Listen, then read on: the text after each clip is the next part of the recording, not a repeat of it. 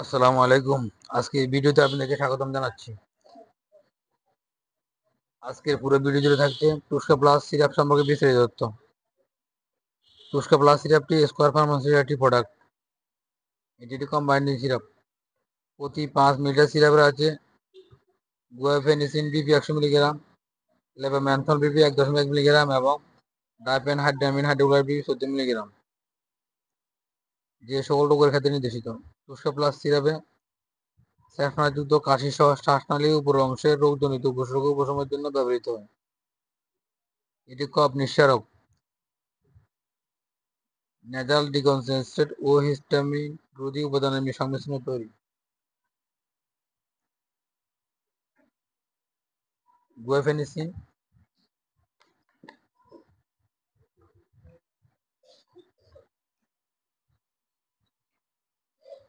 এর কফ নিঃসরণের কার্যকারিতা আছে।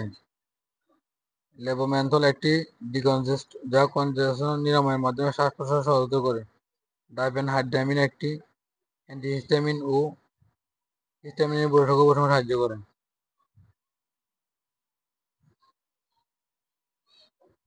পার্শ্ব প্রতিক্রিয়া: মুখ, ঠোঁট, জিহ্বা ফুলে যাওয়া, অ্যালার্জিক প্রতিক্রিয়া, অসারতা, মাথা ঘোরা, ঘুম ঘুম ভাব, ঝাপসা দৃষ্টি, গলা শুষ্ক বা বমি ভাব ইত্যাদি পার্শ্ব প্রতিক্রিয়া দেখা দিতে পারে। এই ওষুধটি অবশ্য 12 বছরের ঊর্ধ্বে রোগীরা সেবনযোগ্য। 12 বছরের নিচে ওষুধটি নির্দেশিত নয়। এছাড়াও যে সমস্ত রোগী গুয়াফেনিসিন ও লেবোমেন্থল ও ডাইপেনহাইড্রামিনের প্রতি অধিক সংবেদনশীল, তাদেরকে ওষুধ দেওয়া থেকে বিরত থাকতে হবে।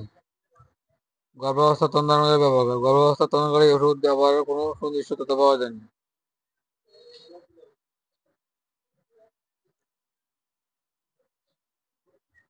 প্রতি সিরাপের বাজার মূল্য 85 টাকা।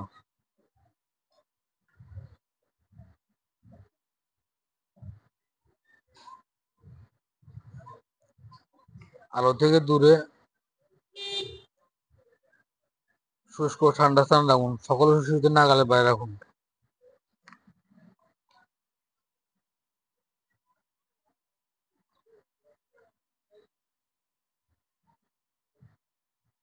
শুধুমাত্র রেজিস্টার্ড চিকিৎসকের পরামর্শ অনুযায়ী সেব্য।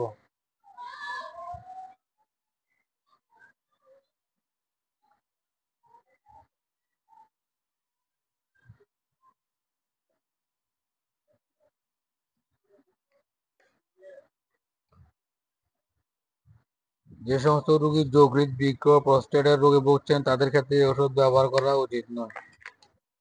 অ্যালকোহল সেবন বর্জনীয়। অন্যান্য ওষুধ যেমন ট্রাঙ্কুলাইজার, বারবিটোল ও কোডাইন ব্যবহারে সতর্কতা নেওয়া উচিত। গাড়ি ও যন্ত্রপাতি চালানো থেকে বিরত থাকা উচিত।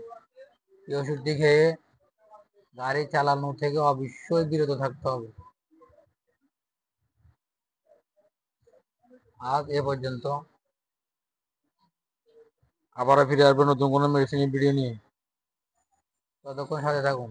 আপনি যদি এই চ্যানেলে নতুন হয়ে থাকেন তবে চ্যানেলটি লাইক, শেয়ার ও সাবস্ক্রাইব করে অন্যকে দেখা শুরু করে দিন।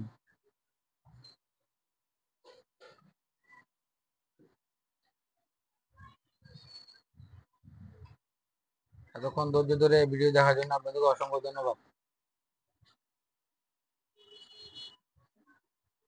আসসালামু আলাইকুম।